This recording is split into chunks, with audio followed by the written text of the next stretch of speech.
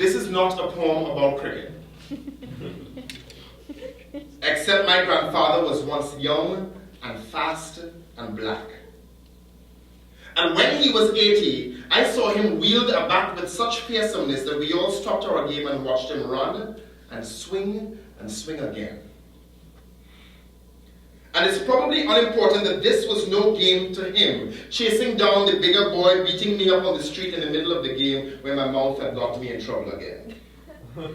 And now when I think of what else my grandfather could have become, I do not consider his 30-odd shirt jacks in every pastel shade possible lining the closet, or the way his hat fit meticulously at that angle on his head, or even that I held a straight razor against his throat day after day to shave him. I was the only one he'd let do it. And after he'd run down the stink-mouthed boy who was cuffing me in the head, and after he'd rolled up his pants to show me how the coffee was danced, and after years of his turning the corner every Saturday morning on the stroke of 9:05, lips moving silently, mumbling the rosary as he looked up to wave Sunday greetings to Miss Murray, and Miss Esme, and Mr. Mora, and Miss Alfonso, and though I laugh now, that had I known those shirt jacks would be in such fashion 20 years later, I would have snatched them right out of the closet with his body still warm in the ground and fixed them about my 14-year-old shoulders. What I still remember is that my grandfather was the son of an African washerwoman and a French landowner, that he could have been all things in a different world at a later time had his skin not been so black-broiled in the cocoa sun. What I remember is with what ease an 80-year-old man swung the well-hewn piece of willow when he saw threat to his male heir. And I think about his perfect arm action as he gathered speed, barefoot on the road that day, on the balls of his feet and breathing hard. How he picked up the bat on the run and swung it like the brushing cutlass through the cane stalk, like the flat machete through the sweet cocoa pod. And though this is not cricket, I remember how he moved like all the other heroes we were mimicking that day. Gus Logie and Joel Garner, Clive Lloyd or Collis King.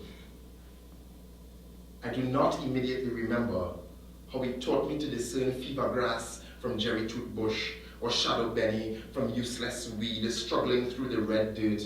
I do not remember his face, quiet and unworried as a baby's in my hand, the skin pulled taut as my hands learned latitude and nuance, the way I learned to windmill the razor like Viv did his bat, and scrape the grey hairs off his face and against the soft hot cloth. I do not remember first that he'd been warning my mother and me from months before he even got sick that the land would be in contention and that he wanted us to be sure to get what was ours. Here on the scrabble grass edges of a worrisome habit, when the bartender pours me the fourth shot and marvels at my still lucidity and intelligent conversation, I do not remember first that my grandfather warned that a visitor could never take just one drink, that the second was necessary to walk out on 2 feet. This, even as he was signing his name to some momentously important document in florid, turn-of-century, inkpot British script, Hudley, Vincent de Paul, Bonair. What I remember first is my grandfather running. Impossibly fast and impossibly old.